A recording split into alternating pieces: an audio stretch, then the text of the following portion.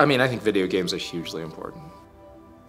The art world tends to like to take itself really seriously in terms of its like cultural importance. And you know, granted, historically, if we look over the long haul, it's been pretty important. But I think if you eliminate video games from that discussion, you've got a very skewed view of what people value, what's interesting, what's beautiful. I broke my back, and my wife got pregnant at like the same time. and so I spent a lot of time on the couch hanging out with my pregnant wife who was also spending a lot of time on the couch. And we played a lot of Minecraft during that time, so it's like a year. So, but since Agnes, my daughter, was born, we haven't been playing much. My father, actually, who's in his mid-70s, got me into Minecraft. It was this indie game that was like something of a completely different world than what I was familiar with in terms of the way it was built, the way that you relied on this community at the time to like help teach you how to do things. So Minecraft is this world creation engine. Artists and landscape painters and people like me who kind of bridge the gap between sculpture and painting, you know, we're also world creators.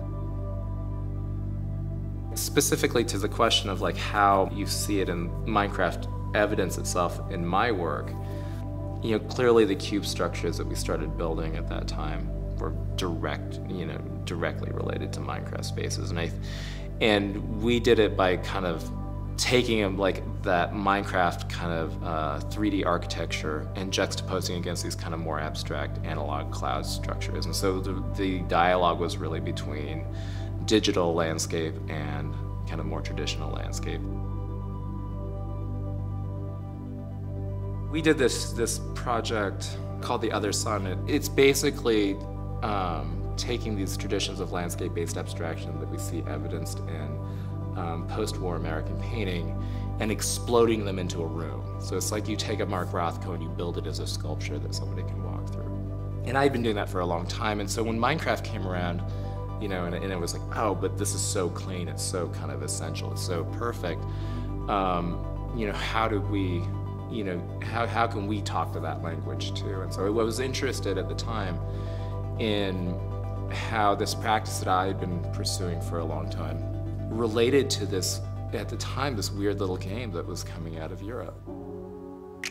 Yeah, so The Other Sun is at the, you know, Oklahoma Science Museum, and it's weird for us because because the art world is this kind of very specific sort of environment that I've run in for a long time. But when the Science Museum contacted us about possibly doing, you know, participating in this exhibition, I was super excited, but everybody in the studio was super excited because I think it allowed us to see the artwork leaving the art world for a second and kind of having this other life.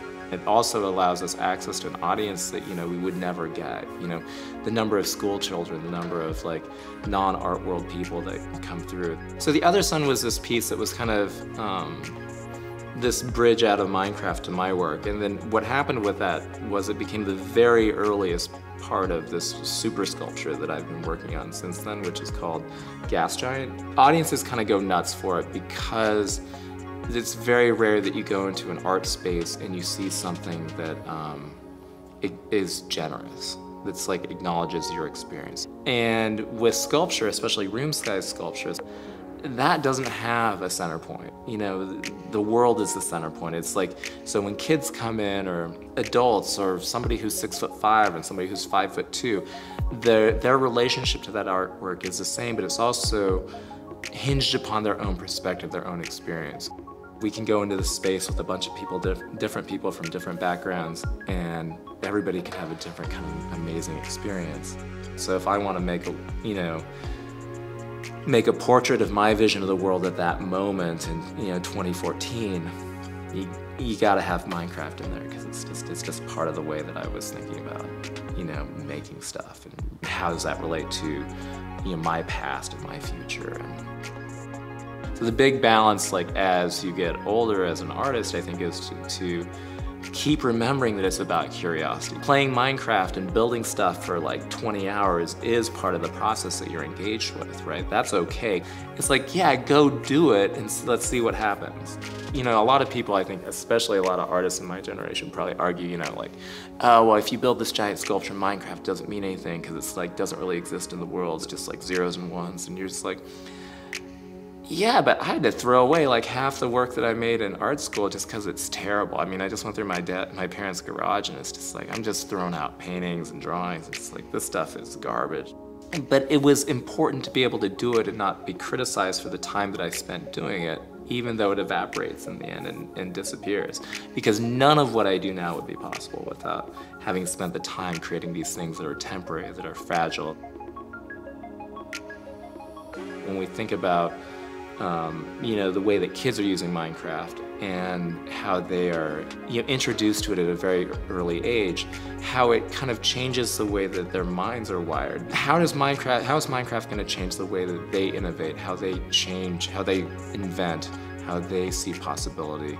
And I think that that's something that's really important to think about. And the power of it is that kids at a very young age have access to it, but it's still interesting. It's still something that they can use throughout their lives. And I think that, I don't think we've ever seen anything quite like it.